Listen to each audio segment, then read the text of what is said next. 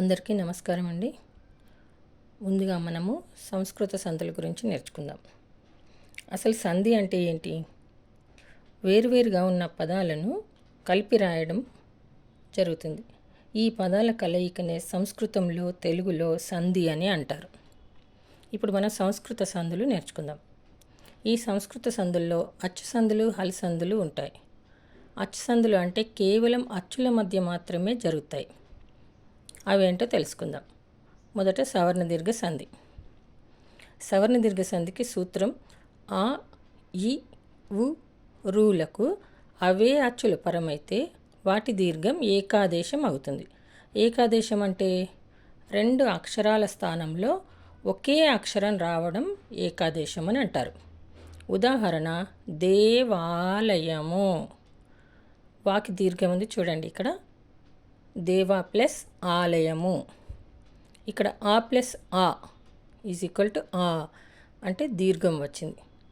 వాలో రెండు ఆలు ఉన్నాయి, అందువల్ల ఇది సవర్ణ దీర్ఘ సంధి. దేవా ప్లస్ ఆలయము, దేవాలయము. మనం ఈజీగా గుర్తుపెట్టచ్చు. దీంట్లో వా ఉంది చూడండి, రెండు అక్షరాలు సేమ్ లెటర్సే ఉన్నాయి. ఆ ప్లస్ ఆ ఈజ్ ఈక్వల్ టు ఆ. సెకండ్ ప్రళయాగ్ని. దీంట్లో కూడా దీర్ఘం ఉంది చూడండి. ప్రళయ ప్లస్ అగ్ని.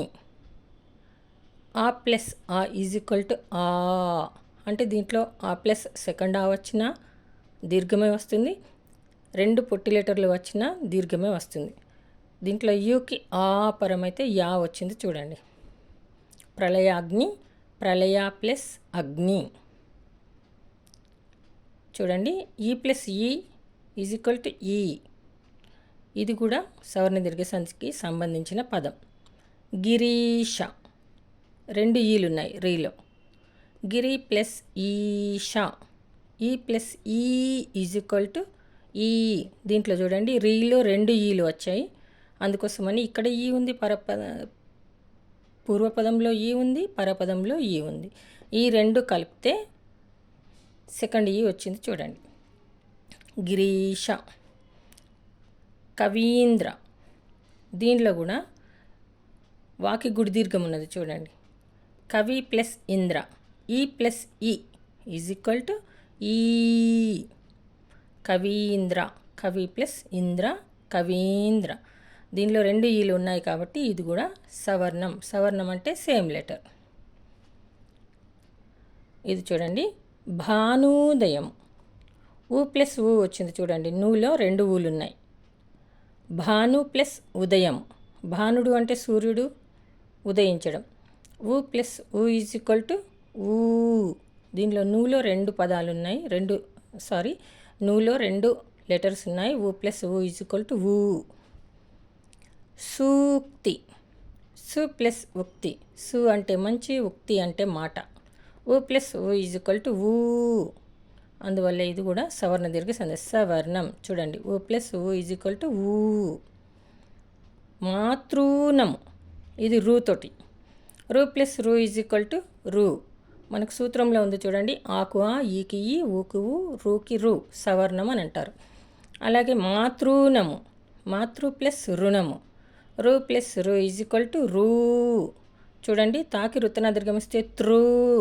రెండు సార్లు రూ పలుకుతుంది కాబట్టి ఇక్కడ దీర్ఘం వచ్చింది.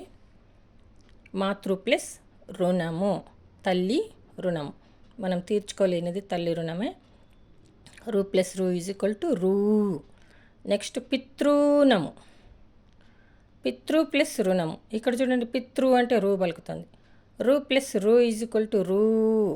ఇక్కడ కూడా రెండు రూలు వచ్చాయి కాబట్టి సవర్ణం వచ్చింది కాబట్టి సవర్ణ దీర్ఘ సంధి. సవర్ణం అంటే సేమ్ లెటర్, బాగా గుర్తుపెట్టుకోండి. నెక్స్ట్ భాతృనము. భాతృ ప్లస్ రుణము. రూ ప్లస్ రూ ఈజ్ ఈక్వల్ టు రూ. ఇక్కడ కూడా చూడండి, భాతృ అంటే అన్న, రూ ప్లస్ రూ ఈజ్ ఈక్వల్ టు రూ వచ్చింది కాబట్టి ఇది కూడా సవర్ణమే కాబట్టి దీర్ఘం వచ్చింది కాబట్టి మనకి సవర్ణ దీర్ఘ సంధి. బాగా గుర్తుపెట్టుకోండి.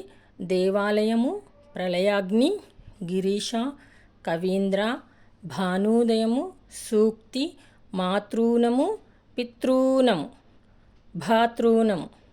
ఇలా దీర్ఘాలతో ఉన్న పదాలు సేమ్ లెటర్ వస్తే అది సవర్ణ దీర్ఘ సంధి. సవర్ణం అంటే ఆకు ఆ, ఈకి ఈ, ఊకి ఊ, రూకి రూ వచ్చి దీర్ఘం వస్తే అది సవర్ణ దీర్ఘ సంధి. ధన్యవాదాలు. ఇలాంటి వీడియోలు మీకు ఇంకా కావాలంటే లైక్ చేయండి, షేర్ చేయండి, సబ్స్క్రైబ్ చేయండి.